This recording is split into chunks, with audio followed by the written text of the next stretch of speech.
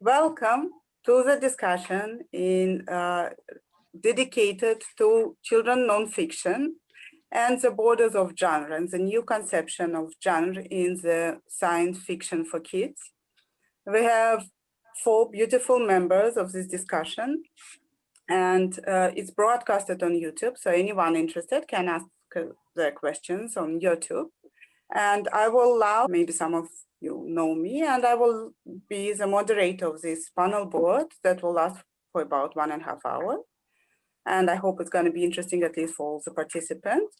And what I would love to start with is to present everyone and to present our members of our board, and love to let them introduce each other.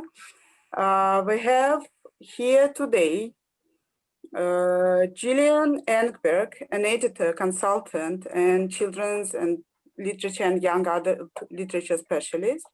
Ekaterina Buntman, head of children department of Labyrinth Press Publishing House. John Farndon, a British kids science fiction writer that many of you know. And our beautiful Alexandra Litvina, also a writer and also an editor-in-chief of Walk to History Publishing House. Walk Through History that has been publishing nonfiction for kids for like around 10 years.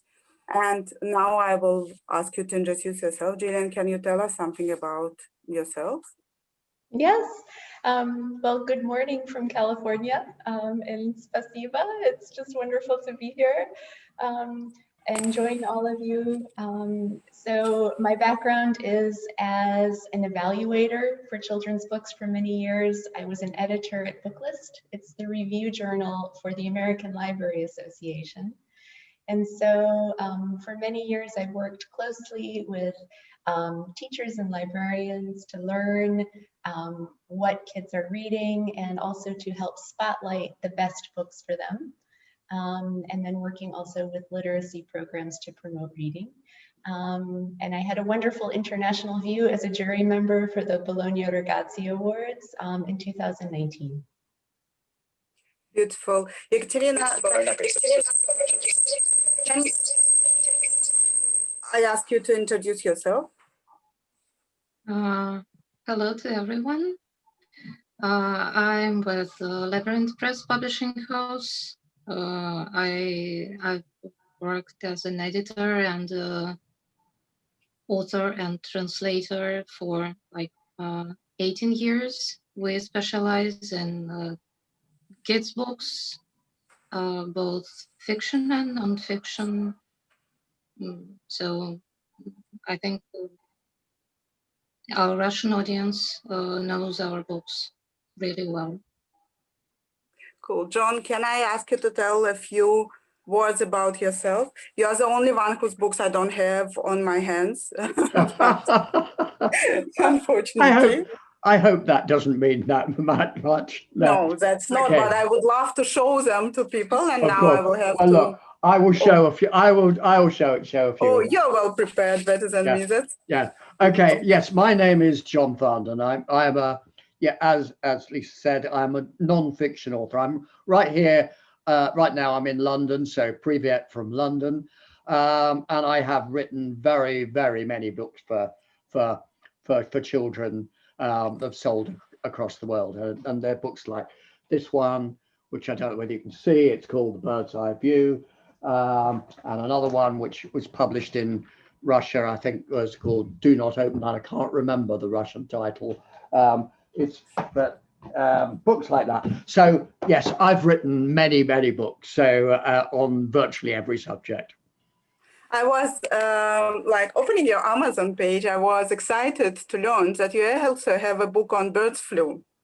That seemed like you have a pandemic book and you wrote it like 15 years ago. That's impressive in 2000. Yes, I did. And it's kind of one of the things that's quite shocking, that I wouldn't kind of claim any special knowledge for myself. But 15 years ago, people knew exactly how to deal with a pandemic. The recommendations were really clear cut and they knew. But what's interesting is that in all that 15 years time, no one has done anything about it. So it's like this has caught us by surprise, and it wasn't a surprise to it. So I hope it's a lesson for the future that we can learn. I think we can touch the subject later. Why do we need science fictions for books? Like, I mean, why do we need them? What's the use of them? Yes. For example, to not make the mistakes that we are making. Yes. Okay, Alexandra, are you here? I would like also to hear a few words from you before we start. Hello, I'm Alexandra Litvina. I'm the editor-in-chief of a Russian publishing house, which specializes in children's nonfiction. It's a rather young publishing house. We've been working since about 10 years, actually. And we started with books on history, which is, for many children, a very boring subject. Somehow I never thought so, and that's why we started with history, and then we went on to other things, to history in the broader sense, the history of science, the history of transport, of course, books about animals. I always envy people who write books about animals. For example, people come to us and say, where's that book where it says that wombats do, those square... They poo with squares. It's a beautiful way to describe a book, a very compact description. A book about poo, which is formed in squares. Well, so we hope to find and to make ourselves many more of such books. I will ask with the general question, because we are trying to touch the general subject. We're trying to see what this panel board is about, is to see the broader picture of how nonfiction and science for kids is changing in recent years. And why is it so? So I will try to get the broader picture and to hear your ideas first about what's happening and why it's happening. And my first question will be for Gillian, as a children consultant and a person who knows and sees a lot of books, being like also working with American Library Association. Gillian, do you have a feeling that nonfiction, science fiction for kids is changing? Is it getting different in last years, more popular or less popular, and how has it changed? No, big question, and I'm so looking forward to hearing impressions from all of the panelists. I think that I can speak from the United States perspective, and I think that here, because of educational standards that changed maybe around 2009 or so, there was a push to include more nonfiction in classrooms. And that was actually a prompt for publishers to produce more. In addition to that, new awards were created, sponsored by the American Library Association. Perhaps they've been around, some of them almost for 20 years, but so it's not a new trend, but still it's a progression. And these two have provided some encouragement for publishers to produce not just more nonfiction, but also more splendid, beautifully produced, always accurate, of course, nonfiction that will be engaging to kids, as well as informative. And so, yes, I think the very short answer is I think that there is an increase in nonfiction. I would say that there's still perhaps a little bit of a bias. For example, when I look at the bestseller lists, what's actually sold outside of the school market. And so these are lists published by Publishers Weekly and regular lists. It's New York Times Book Review, for example, does not have a separate nonfiction children's list. So they'll have, so it's not pulled out separately. If a nonfiction book happens to make it on the list, that's great. It's by age group. So just the fact that there isn't a separate list for nonfiction shows a little bit of bias, I don't know, in the editors and the adult gatekeepers. So yeah, things change slowly when they are not pushed. I can say that it's not the case in Russia because nonfiction is a big thing here and it's maybe even more popular. We'll ask the experts now, but still. So we do have usually we don't have bestseller lists, so we never had them. We don't have this beautiful tradition of publishing. We never know what's selling the best. It's a big mystery in our country. But still, yeah, we definitely distinguish nonfiction. Katya, I would like to address my next question to you and to ask you, what do you feel about the demand of nonfiction? Is it growing? Do people need more nonfiction books? And I especially ask you about the demand because we have these perfect examples of fiction and nonfiction at one, yeah? So fiction and nonfiction together in your books based on stories that used to be read as children's stories. So how comes that these storybooks have changed into nonfiction books under your, I would say, supervising? I think maybe those are two different stories because this combination of fiction and nonfiction is one. It somehow rhymes with my main idea of nonfiction books for children as giving a context for everything, because I think it's very important for the time we're living in. The idea of context, because with all those different destinations of knowledge right now, with all we have with internet and social media and everything like this, you just cannot understand anything without context. So putting something in a broader picture helps us to read and to understand also classics. And I think it works with everything, not just such popular books like what we've mentioned before. And actually, as for combination of fiction and nonfiction, we have a very strong tradition since Soviet Union, I guess, because at that time we had quite a lot of seemingly purely fictional children's books, written, however, by not only historians but different scientists. It was that perfect type of fiction that was really very educative and made with that absolutely brilliant combination of entertainment and education. So I remember from my own childhood that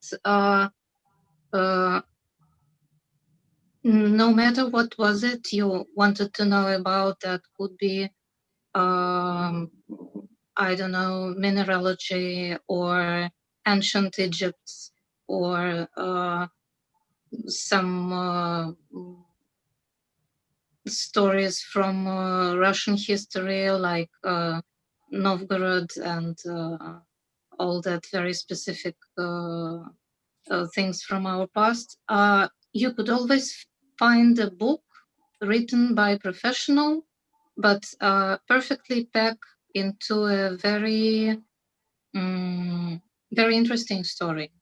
And it was 100% fiction in the means of it was a good quality fiction, not something just trying to look like children's books.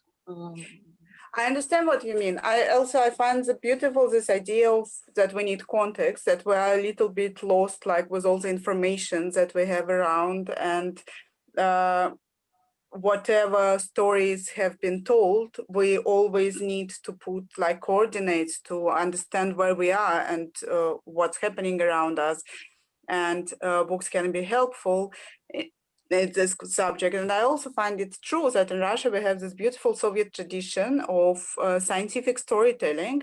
And I'm very sorry that I couldn't find at home, because I'm not in my home in Moscow, and I couldn't find any of this old Soviet storytelling books. But like, it would, I think, impress everyone who didn't have them as a child, because they're thick. And you can see that they're thick and they're full of facts and they're very beautifully written.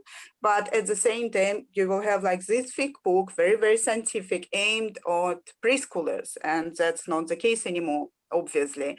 And also, Katya touched the subject that I want to address to John. It's the subject about that, honestly, we're used to scientific nonfiction books being written by scientists or with the help of scientists.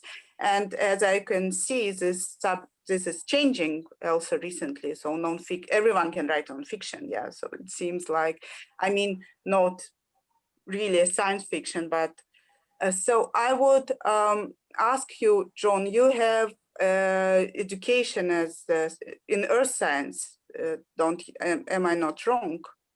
Yes, I do. That was my one of the subjects I did at university. But actually, I finished off my degree in English literature. Yeah. So go on. Yeah.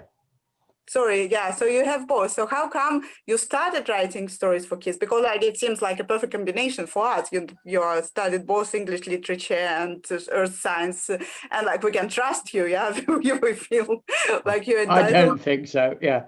No, I think that the interesting thing is that when I got to writing about science, almost accidentally, because I was actually, it's one of those kind of strange things that I was unemployed after finishing university, and I found about this job at a publishing company. They were producing a book on a magazine on motorcycles, and I hadn't written a motorcycle, but they took me on as a trial. And because I hadn't written a motorcycle, I wasn't given the practical strands. I was given the theoretical strand. And I quickly became an expert on motorcycle technology. And what that made me appreciate is that if I can write about motorcycle technology, I can write about anything. Because and it's quite important that actually that's what happens, is that actually a lot of nonfiction writers are afraid of science.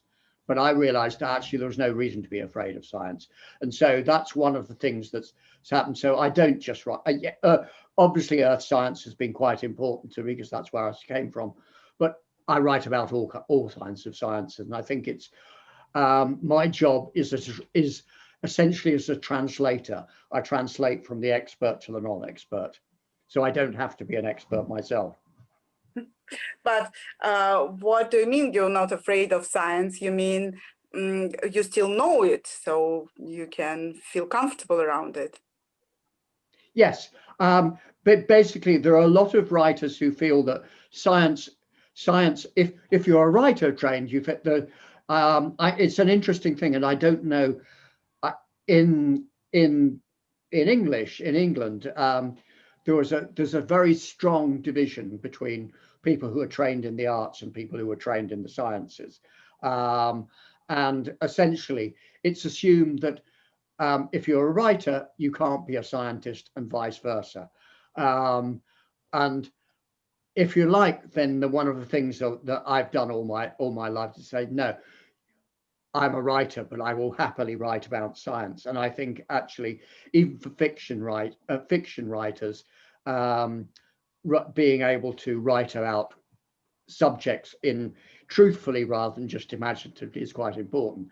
I just want to kind of clarify something, actually, if I may. Actually, you talked about science fiction, and I have a feeling that this is a term that I understand differently, and I just want to clarify this. I just misused the term, of course. Yeah, I mean popular science. No. Yes, that's fine. So you mean fiction, science told in a fiction way, rather than imaginative No, of stories course, not set in the science future. fiction per se. Yeah, I meant, of course, I misused the term. Yeah, because like it's No, I just wanted to understand. But it's interesting because it seems that you have in Russia, you have quite a strong tradition of that, which doesn't exist in the West. We do have an amazing tradition of that as well. It's true.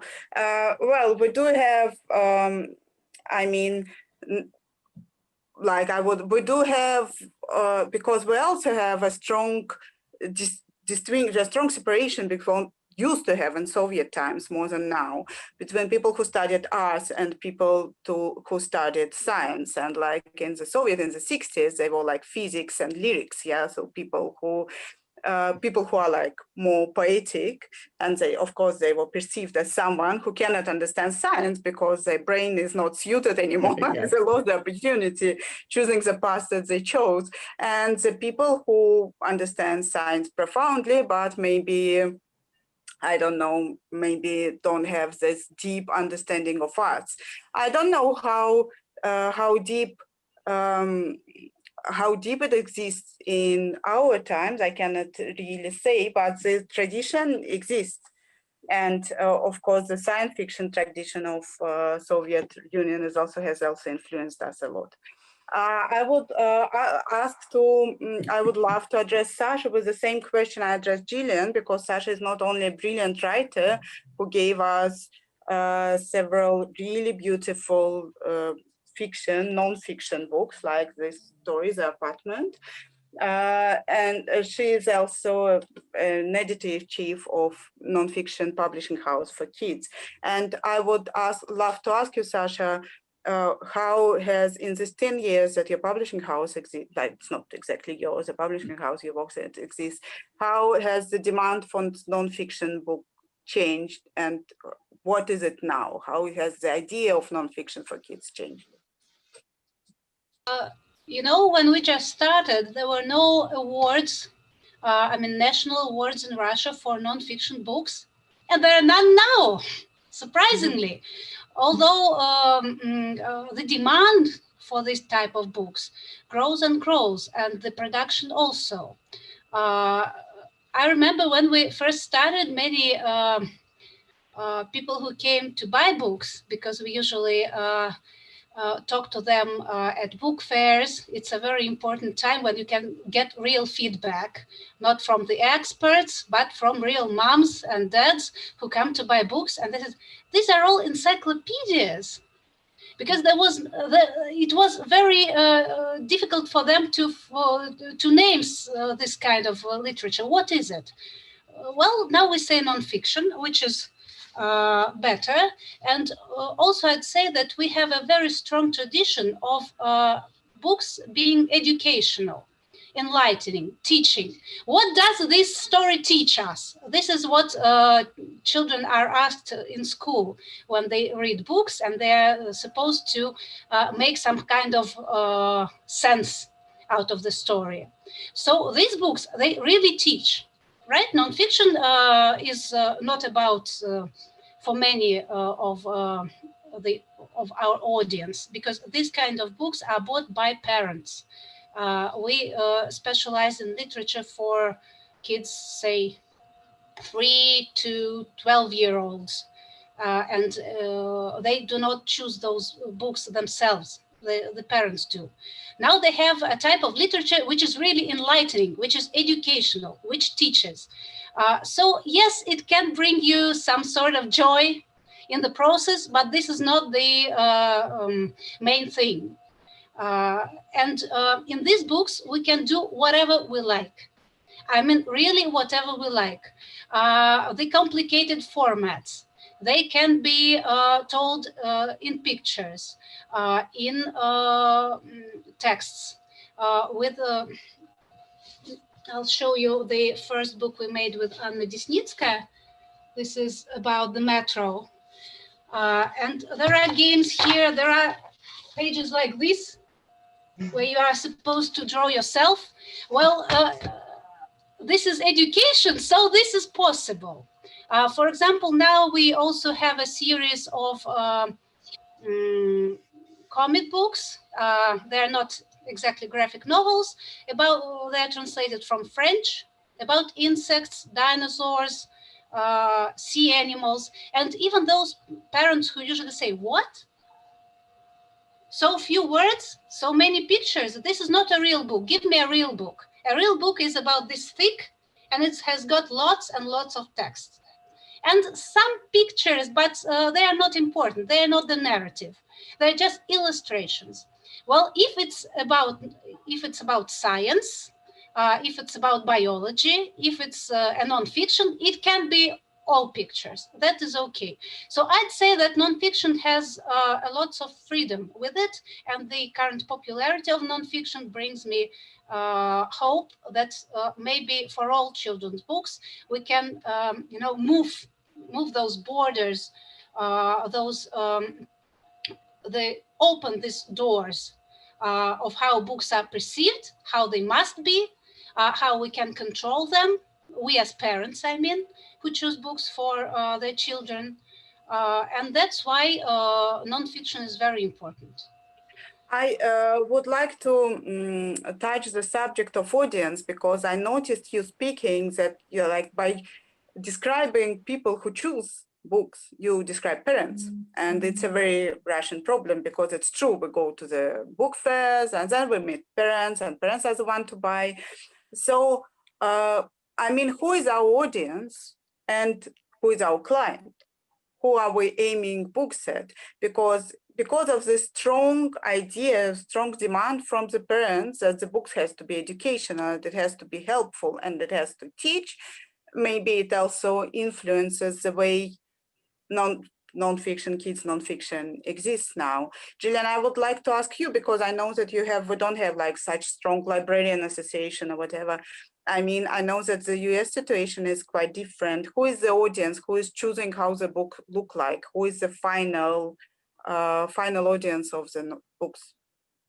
I think it's just as Sasha described just now. So I think for us, it's the same if the child is young. So Sasha, you said your books are from 3 to 12-year-olds. That's sort of the audience.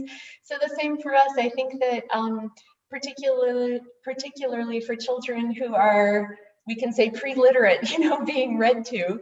Obviously, that's the parent who's making the decision, hopefully with the guidance of a librarian or somebody who's steering them towards what we consider to be the highest quality books. So then as you get into, once children become independent readers, then it just depends on their situation. Obviously, it's a big question because we're thinking about also economics, access.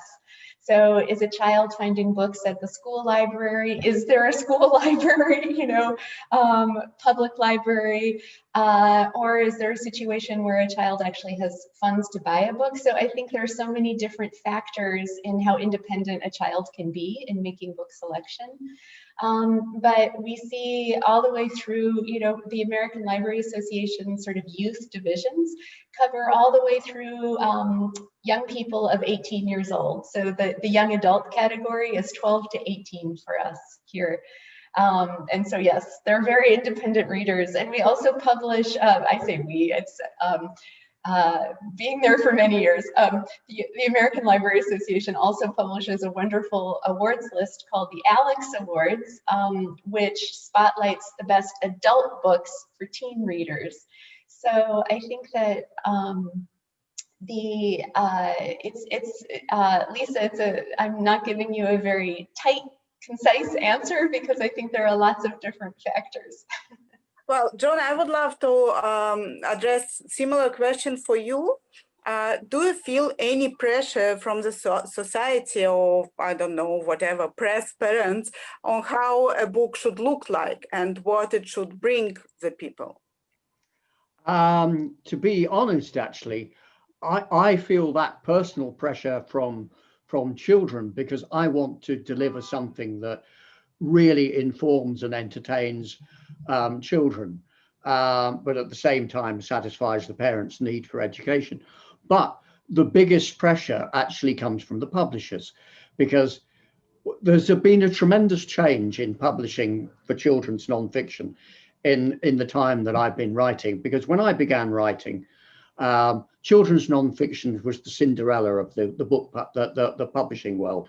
And no, people published essentially what you could call them textbooks or encyclopedias, as Sasha was referring to them earlier, books that were dull but did you good.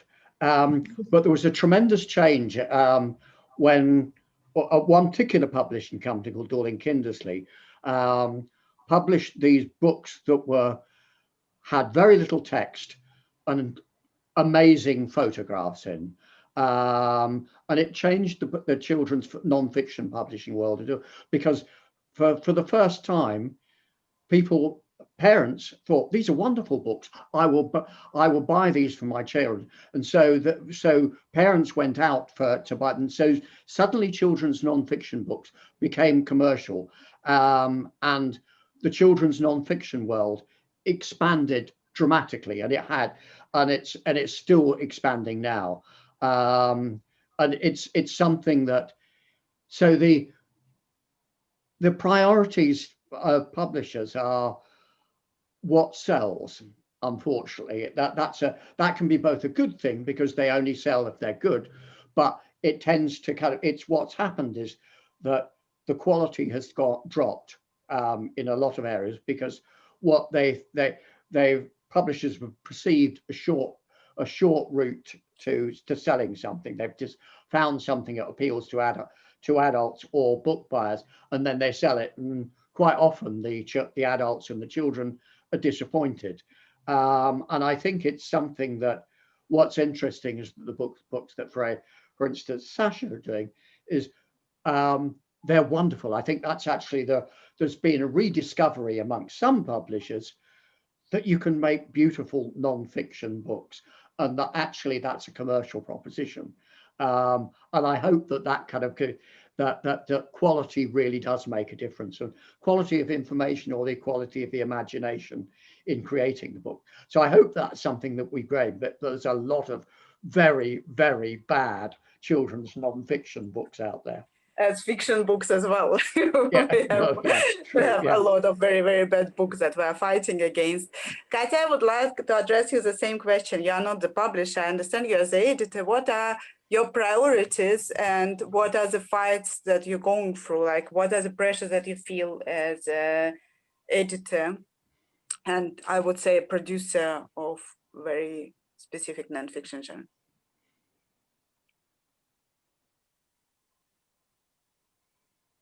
Katya, your microphone is closed.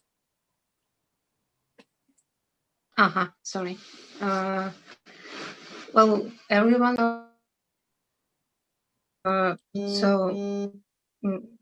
Actually, that's the main fight that we have in our editorial department, and I see why going for bestsellers is necessary. Maybe it's well, it's equal for every book market in the world, because if you want to sell something to people, they basically they should have an impression that they recognize it, that they know it, that is something they can match with their previous experience. So of course it's okay to start with Treasure Island, because Treasure Island is a sure thing. It's something that everyone knows, and if you want to add something to it or make a book packed with different new stuff, still it's better than it is called Treasure Island, not something they are unfamiliar with, unfortunately. Because right now we are trying to make some less impressive titles, which are, however, very important to us. And we have a chance to do that only because we're well known, and these books and this specific type of books that we make I mean both annotated and interactive. It is well known, so we can go further to some unknown lands for customers, and it works for us. But also I should say that trying to sell nonfiction widely with extensive print runs and reaching to the most wide audience always needs some trick. That is why sometimes we not that is the only reason, but you know, we make our nonfiction books interactive. I mean, they have all that pop-ups and flaps and different folding paper constructions and all that stuff, because it is designed to inspire, to call for interest in public, and the only thing we can do to fight with it, as long as we have to use it, we try to incorporate our ideas in all those paper constructions. So we use that interactive details to show how something works, or to really put big amounts of text into a very small space or something. So that's how we make them interesting, and also that's how we make them even more loaded with, you know, knowledge. So you have this aim of making them loaded with knowledge. Do I understand it right? So like, because it's quite a lot of knowledge for everyone who opens yes, of course, because that's something that we want to tell, because it's interesting to us, and it's just a story, whatever it is, however non-fiction it is. It's just a story that we want to tell children, and maybe if they're not quite ready to embrace this big amounts of text, then we'll have to prepare them somehow. But we are so eager to tell it, and we are so eager to show it, and to show it around from, you know, all sides of it. So yes, we try to load, and we should. Sasha, I would ask the same question for you. I will address the same question to you. What is your trick, and what are you trying to achieve with it? What's your aim here? You know, we tried a lot of things, and I'd say many of them didn't work the way we thought they would work. So it's a kind of a gamble all around. When we started with books on history, which is a very hated subject for many people somehow, we thought we'd make them closer to the children. We'll make a special accent on how family lived, how children went to school, what happens if you break your arm, say in the Stone Age, and in the 19th century, it will be a bit different. What do you have for breakfast? How would your house look? And this kind of nonfiction books were the basis of a series about a certain era. We also made many kinds of interactive books. On this, say it will, the era is ancient Egypt, so there is a book, a nonfiction book looking more or less traditional, you know, hardcover, big format, for kids 7 to 12. With some stories and some things which are interesting for those who are 7 or 8, and some for them to grow up into. And interactive books, coloring books, wrap your own mommy. We even through events. I remember this wrapping up in toilet paper. Yeah, like Mommy. Yeah, I remember that one as well. Kids had a Yes. lot of fun with that one. You never expect that from a serious publisher, from an editor of, you know, the grown-up, the adult nonfiction or fiction. So we made all those books, and we saw them as books for different types of readers. So there will be historical fiction with fictitious characters and all those adventures set up in ancient Egypt. There would be those nonfiction books and activity books for those who prefer not to read a lot, but they like those games, coloring, and all kinds of tasks. The audience was not prepared for this, let me tell you. They still want the proper book. Yeah, they still want the proper book. John, can I ask you, do you have an agenda as well? Like you see, like as you could see, Russian publishers have to introduce their like more or less secret or obvious agenda through the edutainment formats. Do you have any kind of agenda, and what's your trick? Oh, that's a difficult question.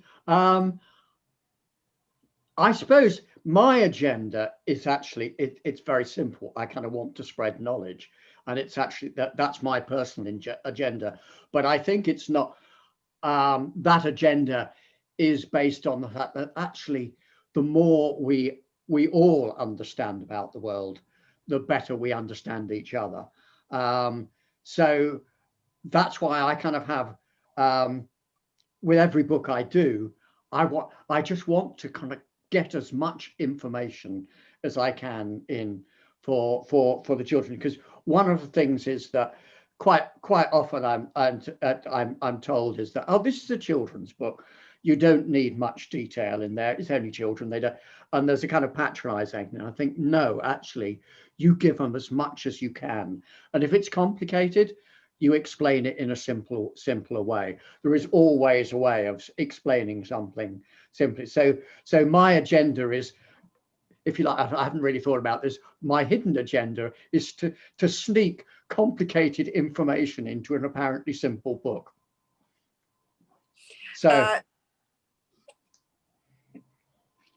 Gillian, I would love to ask you, like, can you see that the demand of the genres is genre is changing? Like, which type of nonfiction is preferable now in US, and what has it changed as well? I can speak a little bit to trends that I'm seeing. I would love to. Yeah, I also think though that there's room for every type of nonfiction. I think that, you know, some young kids, I think we all know that some young readers develop these obsessions with dinosaurs or particular types of dogs, and they just want, you know, as John said, just as much information as possible, and they know when they're being kind of patronized to, when it's not you know, authentic, great quality information. So I think that, but when just a few, and I have some notes, so I'll be looking down, but I think some trends in general are in the US and in North America.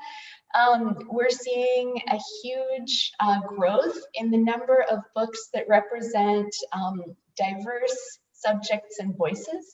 So these are both stories about and stories written by people who might have been more marginalized in the past. So more stories about women's history, stories about various different cultures in the US who have been underrepresented in books for kids.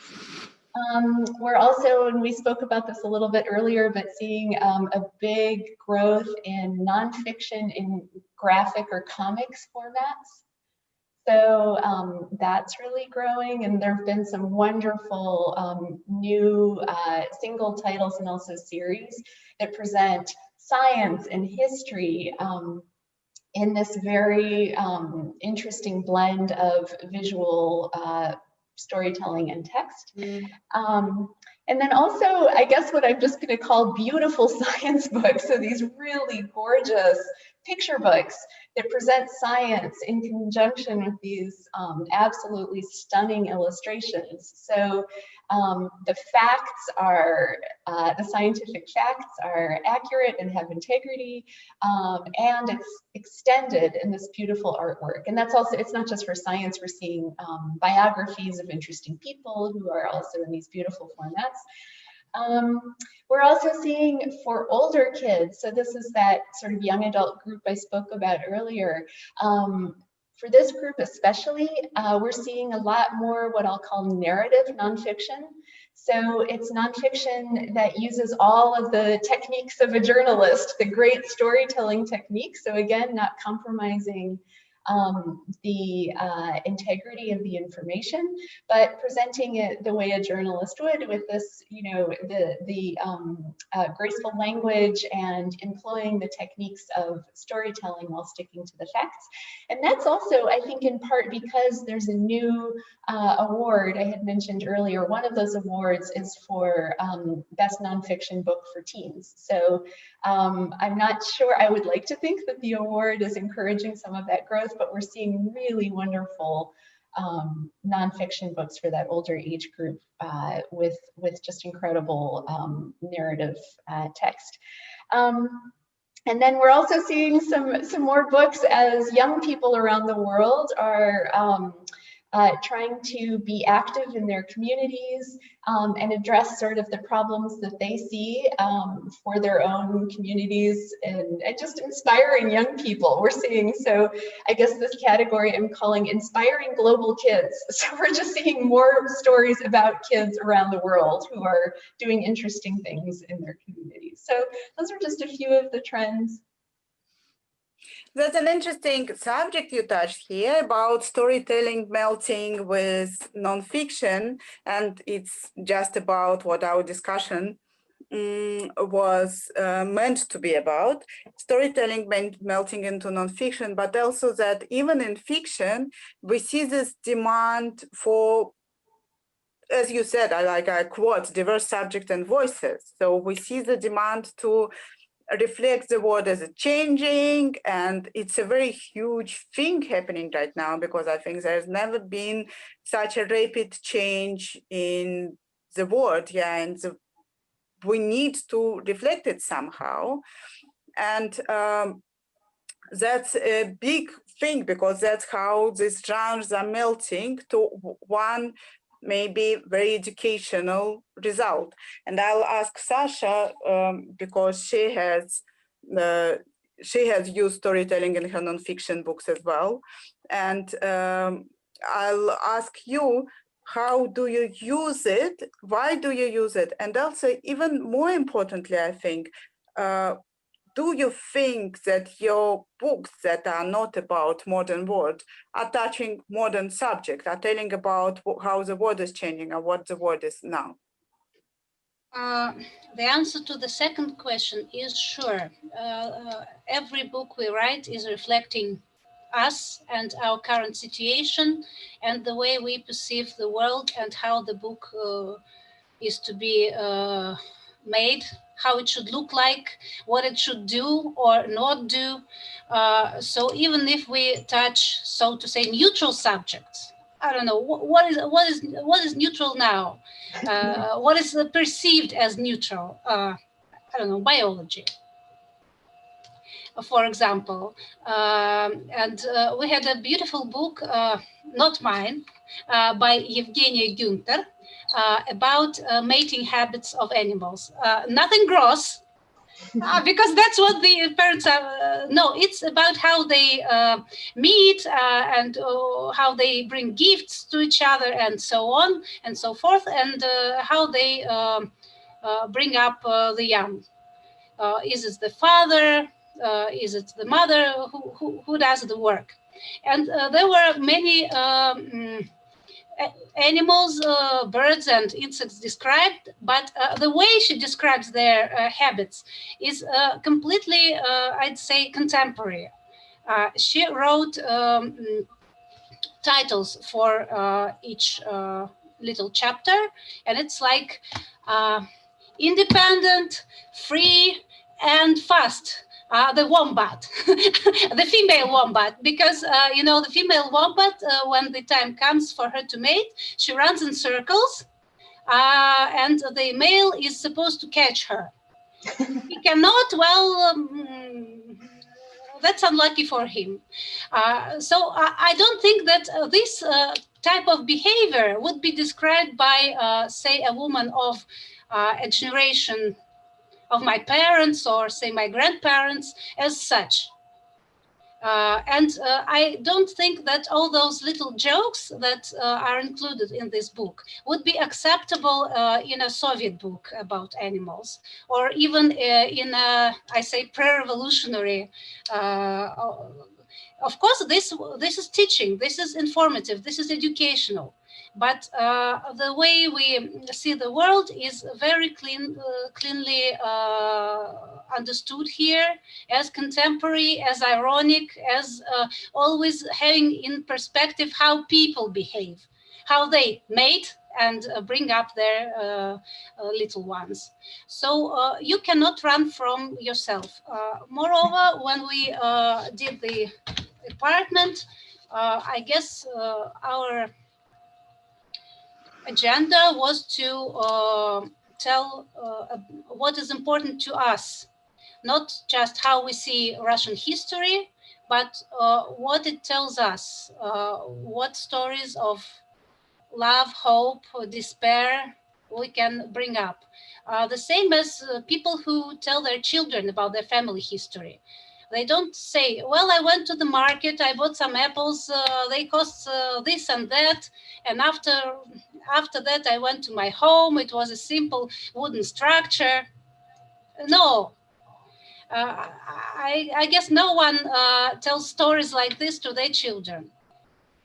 It's always how I met your mom, or how we came to Moscow after the war and our neighbors gave us shelter because our apartment was not ours then.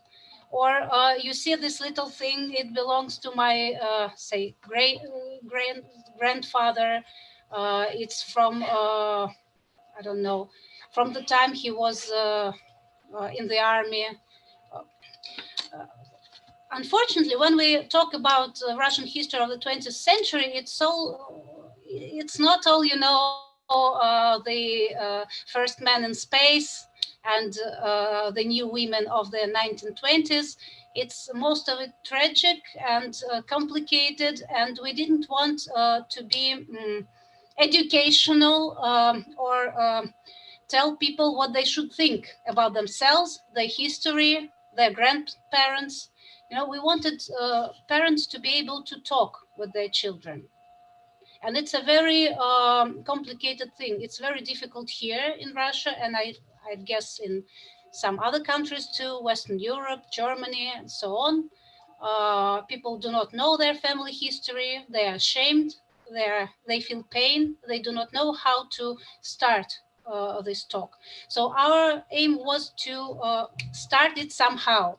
And then I understood that I should be writing not, you know, this kind of text when we describe the period. Let me show you. Oh, that's this one.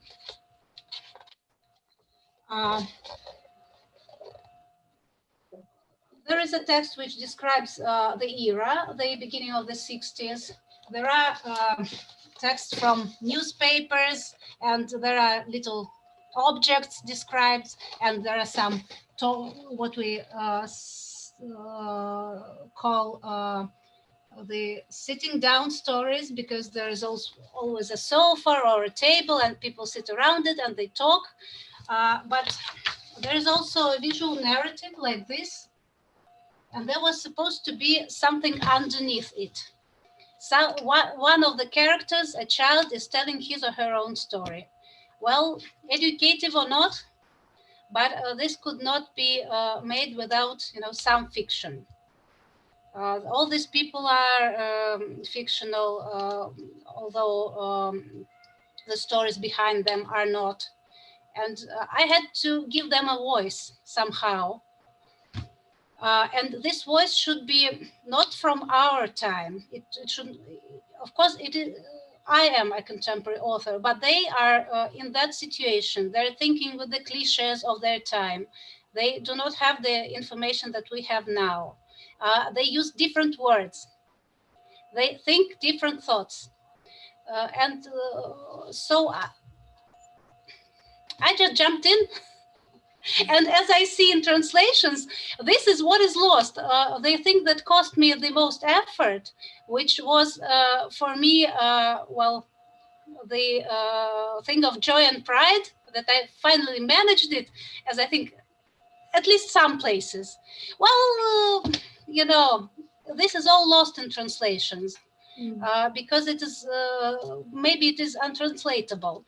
We talk about non-fiction and fiction, but I'd say that what really separates fiction and non-fiction is that in fiction some things are inevitably lost.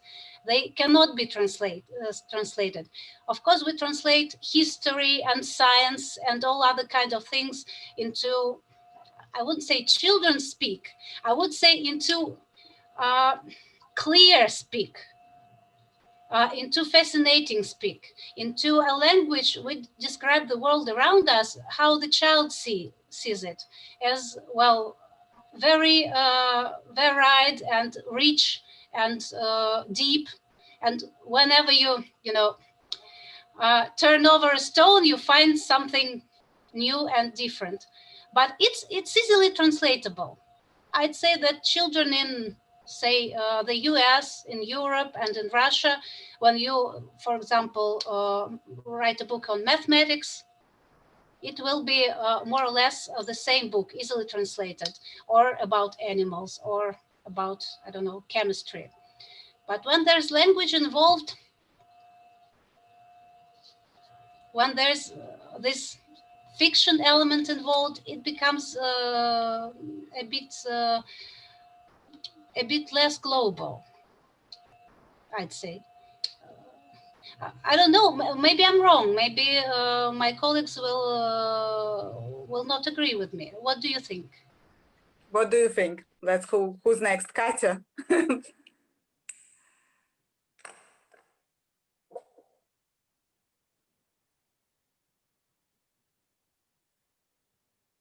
Katya, you have your microphone closed again.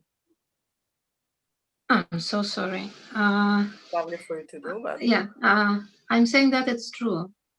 Absolutely, what Sasha says, and it's really difficult because it's partly a reason that we do not sell rights for our books.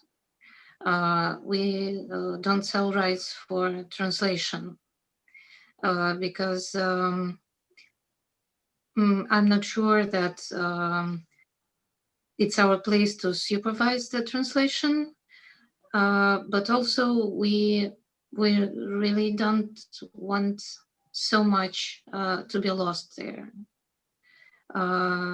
because I can probably agree that in chemistry or biology or some other areas of knowledge,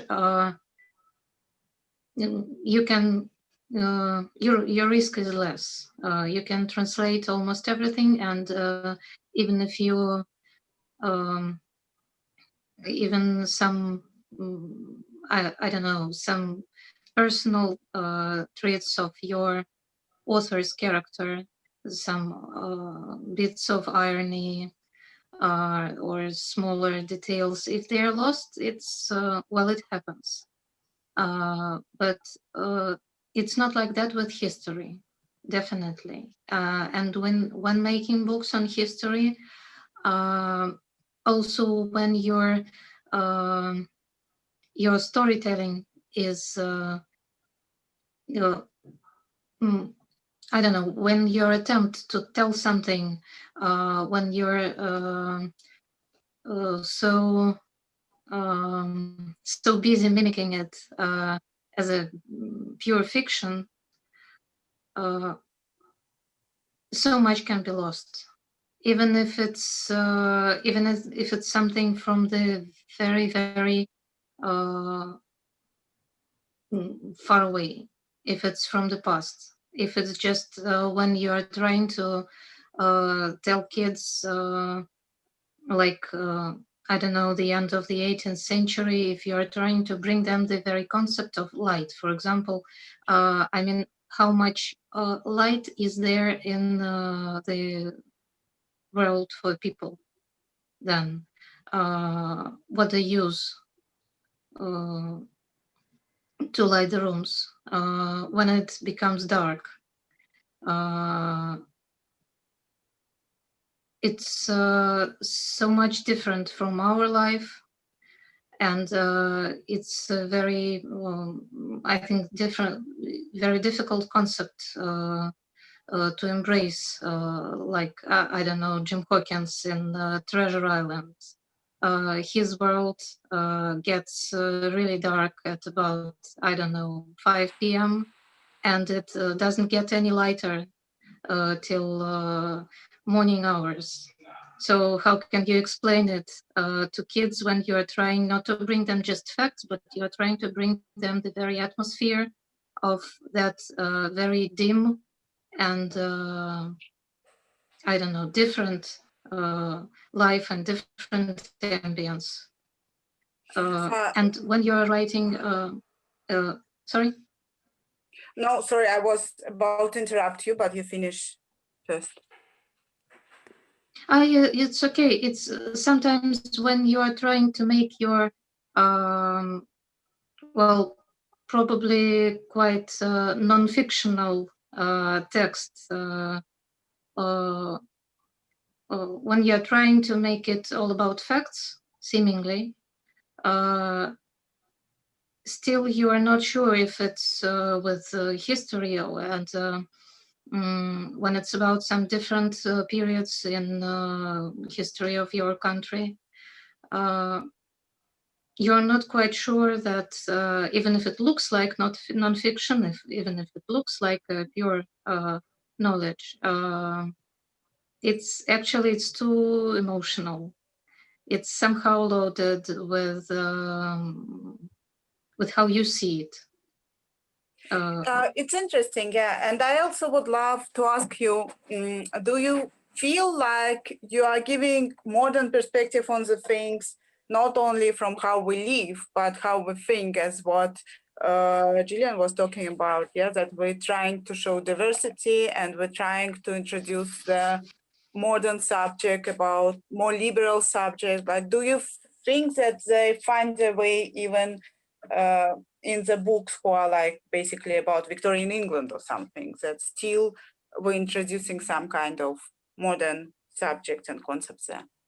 Yes, of course, because it's the main idea that speaking about Alice in Wonderland, we all know so much about Wonderland in the smallest detail, but what about the country in which Alice was actually born?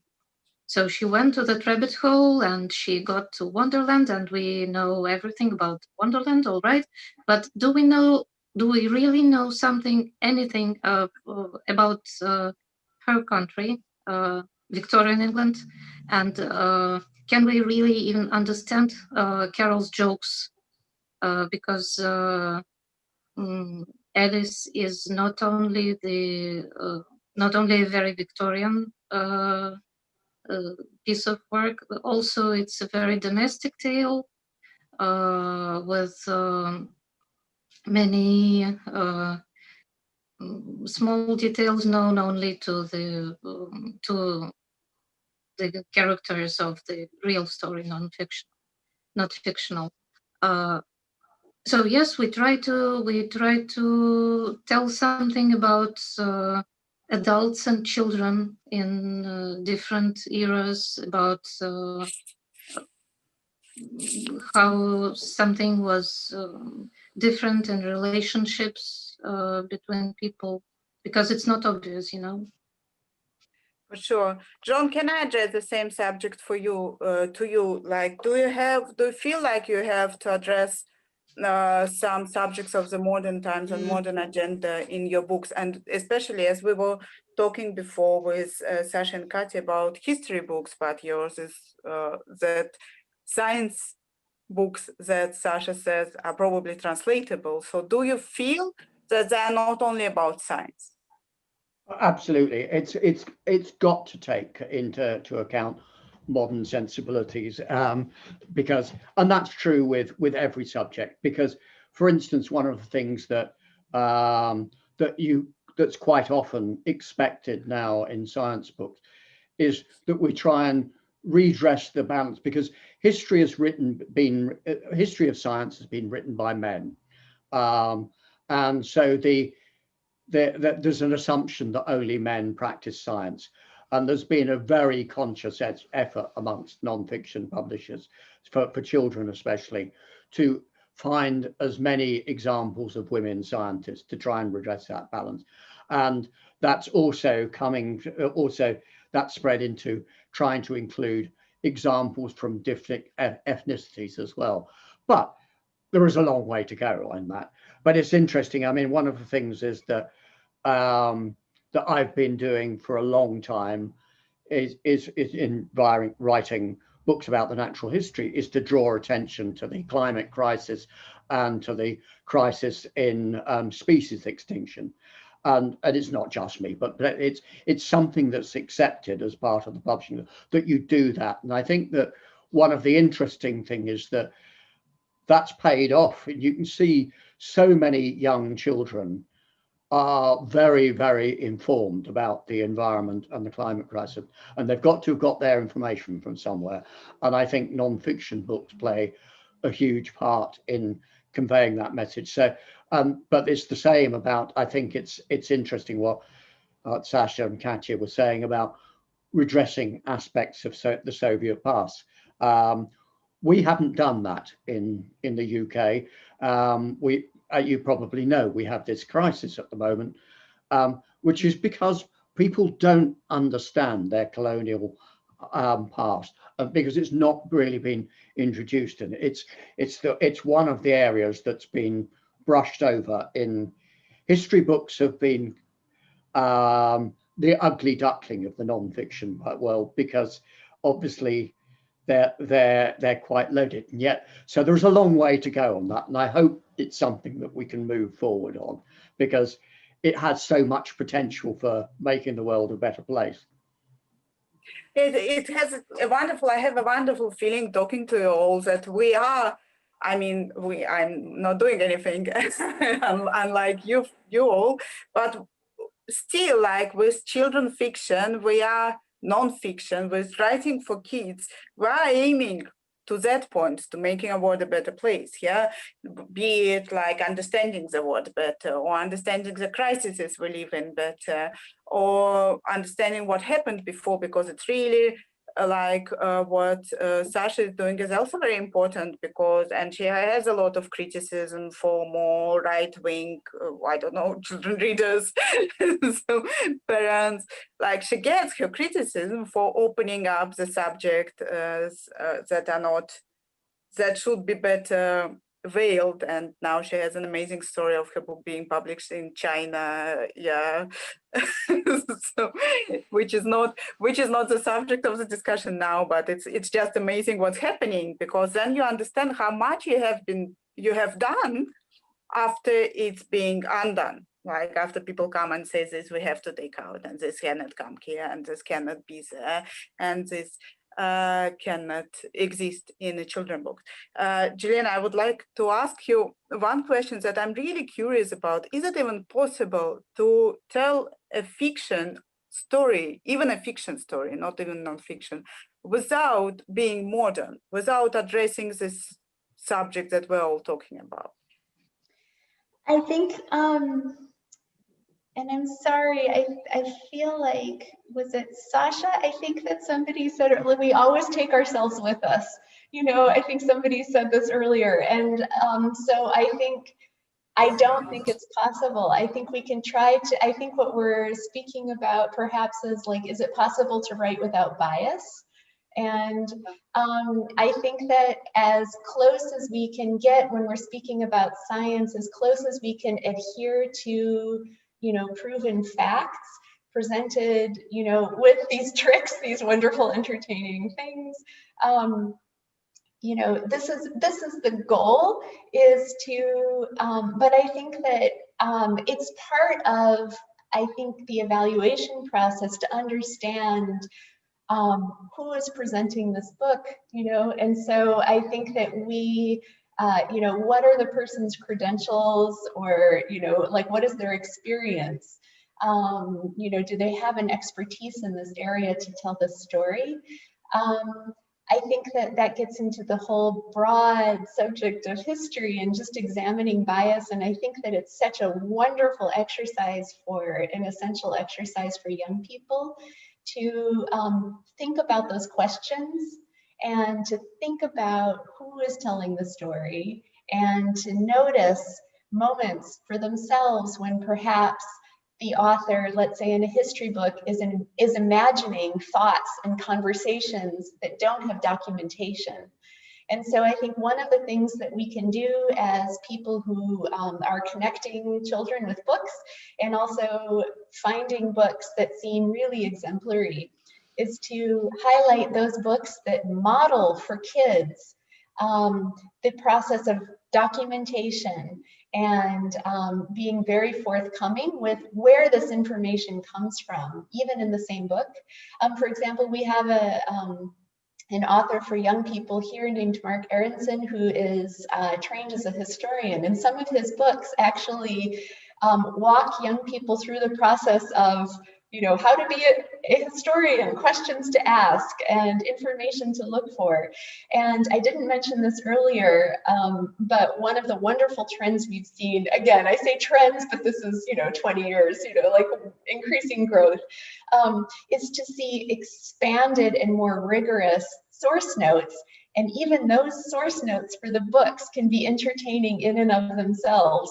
My colleague at Booklist magazine, Eileen Cooper, is also an author and writes nonfiction, and some of her books include these, just, there's a whole story in the end notes for the book that give additional information. And so I think, Lisa, I loved your phrase to put coordinates to stories.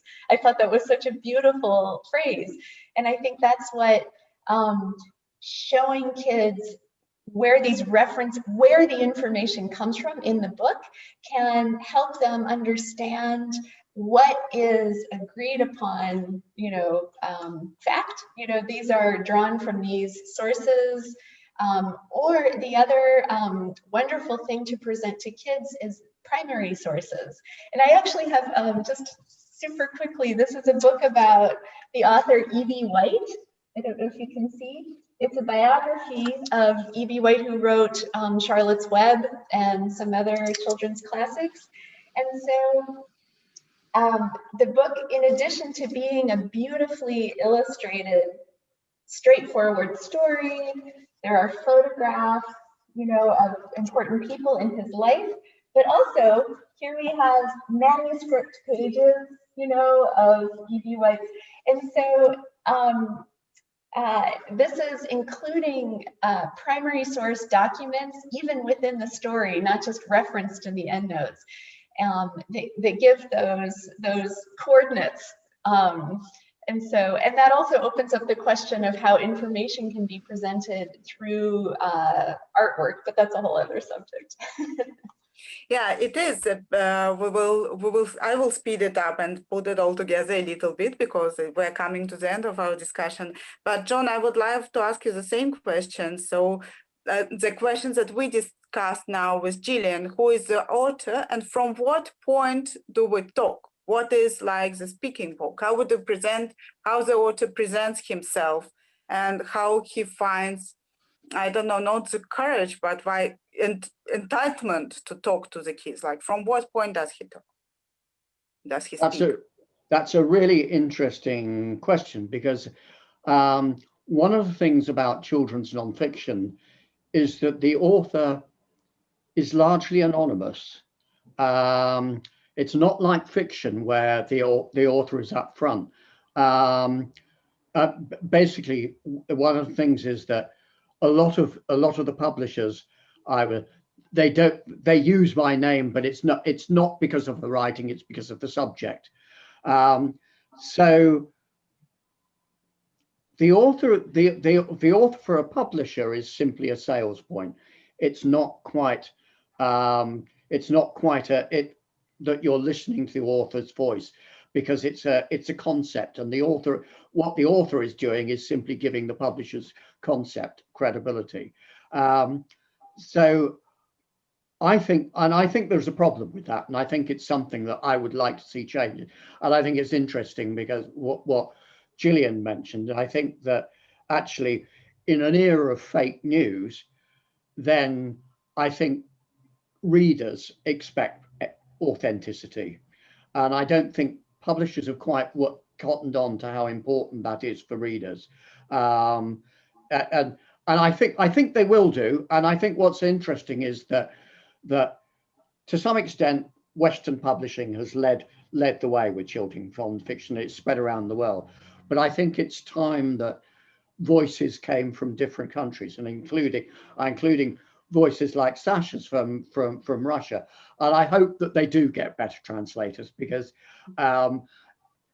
things can be translated if they're with care, even jokes like that. But I think it's really important that we start hearing non-fiction voices and sources, so that the author, it's not just a kind of a package, but it's something that I've quite often, and I've found that myself, I'm speaking anonymously rather than as myself, and I think that is a problem. It's good in some respects, but ultimately, I think it's something that we need to move on from. Do you personally have moments when you move on from it?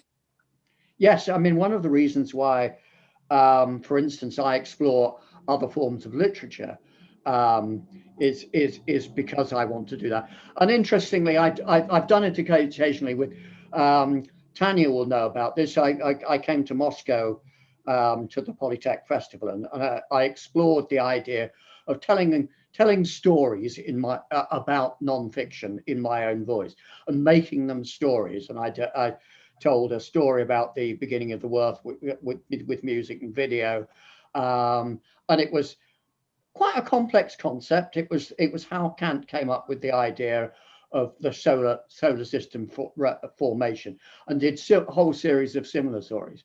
But it was literally, I was standing on the stage telling the stories, and this seemed quite important to me, because it's interesting as Kathy was mentioning about the kind of problem with authenticity with fictional stories of past characters, because once I was, a few years ago, I was asked to do these whole series of books, which was imagining oneself as a samurai warrior, or actually an Egyptian mummy maker, which was kind of toilet paper you need. What? So you need toilet paper. We were talking with Sasha. Yes, exactly. So I did those things. I got myself inside the head of an Egyptian and told it as truth. But I somehow felt that those stories were a lie, and I wouldn't do them again, because I think the kind of problem is that it's really important for the reader to know what is the truth and what is not truth. And I think it wasn't true in that case. I mean, there are books that I've done. Hold on a minute, I can't see if I can find them. No. Yeah, like this one, which has kind of got lots of little characters in it, and it's quite obvious to a child that actually those are characters, and you can tell the difference very clearly between fiction and not fiction. But I think sometimes the problem with fictionalized history is that you can't, and I think that's a real concern. And I'm not sure quite how you get it around, because obviously all history is a fiction. There is no such thing. Obviously, we can't, like, even with science, we can at some point say that there are things that are true and they are not. But like history belongs to the people who write it. It's like, yes, exactly. That's my question to Katya as well, because her books, like the books that the Labyrinth Publishing House makes, are not exactly anonymous, but they have such a long list of people who made it. And Katya, who do you think is the author? And is it possible to escape your own view? Is it possible to escape lies, like quote in quotes, by creating this, you know, big team of writers? I see, yeah.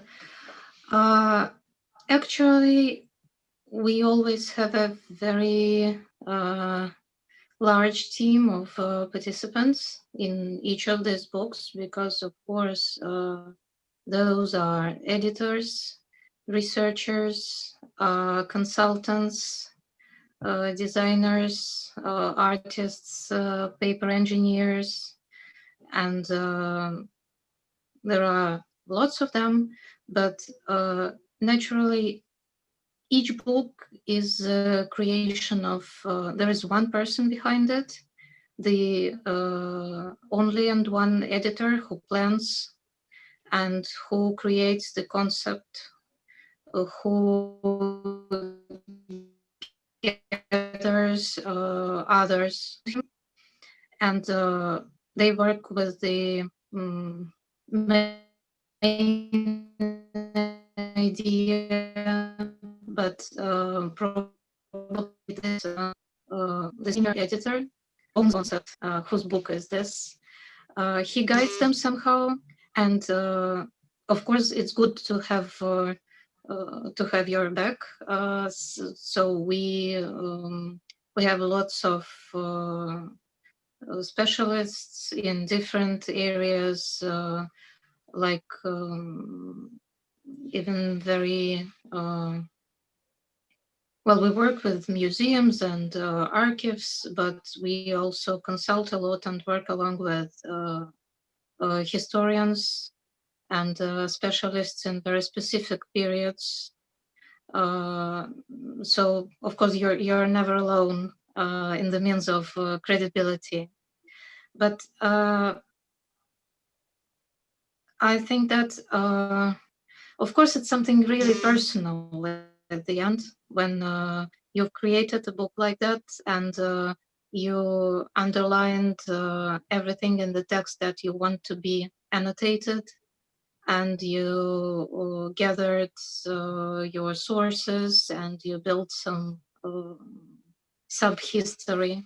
You based it on them.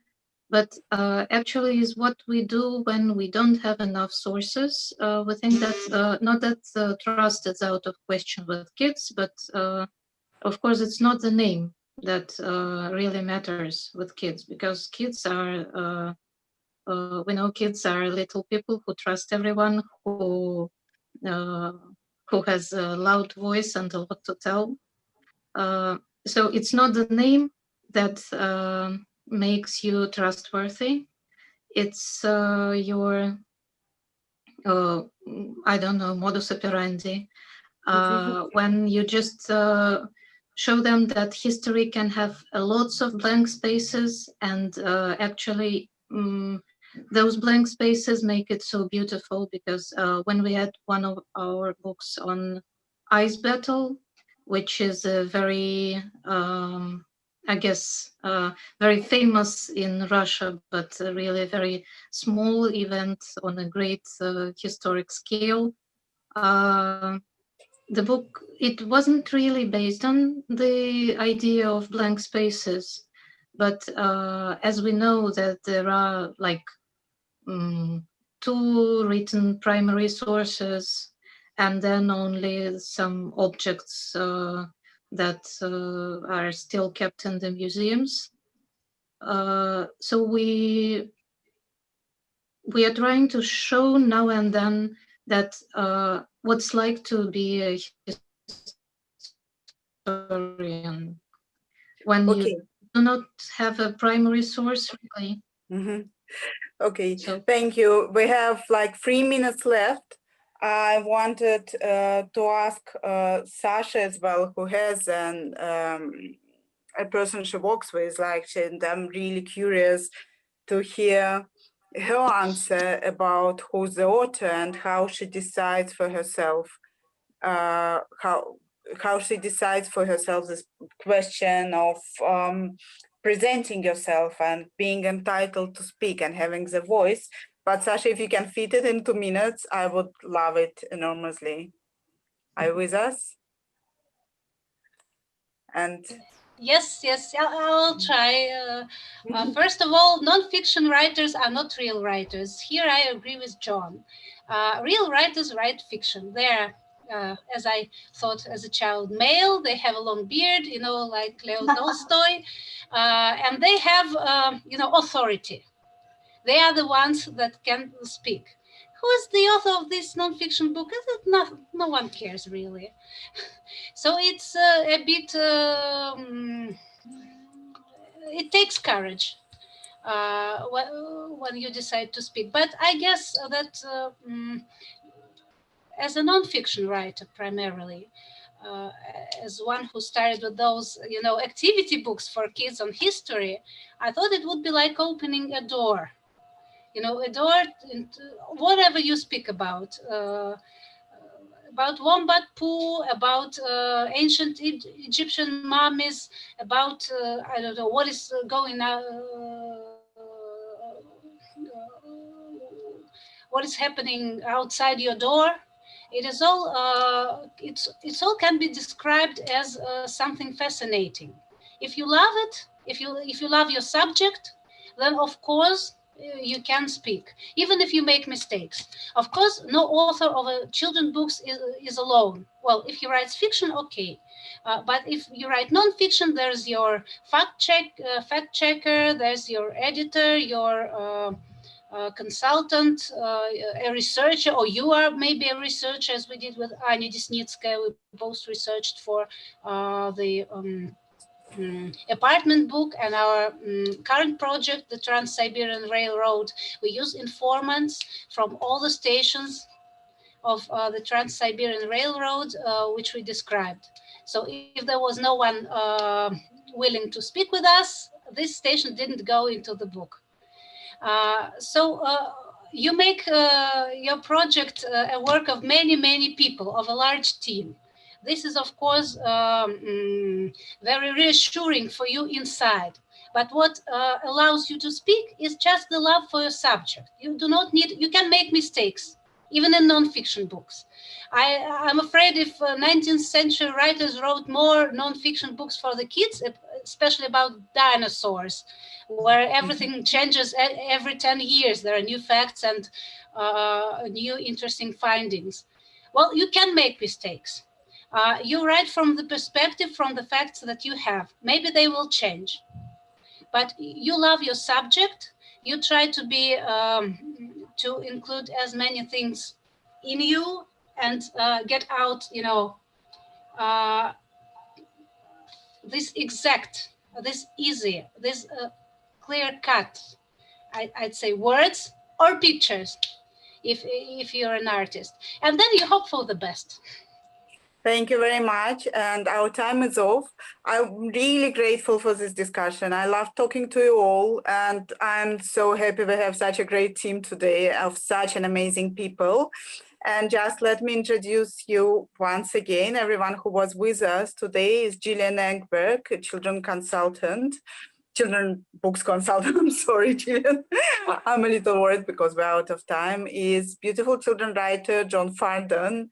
It's my favorite kids book editor, Ekaterina Buntman, and it's amazing Alexandra Litvina, who just got another prize for her another book yesterday. Congratulations, Alexandra. And I think we did come to some conclusion. And I loved what you said, Sasha. I loved what you said about loving your subject. So I really cannot agree more with you, and I couldn't end on the higher note. Thank you all, and thank you for being with us today. Thank you. Thank you. Thank you. Thank you.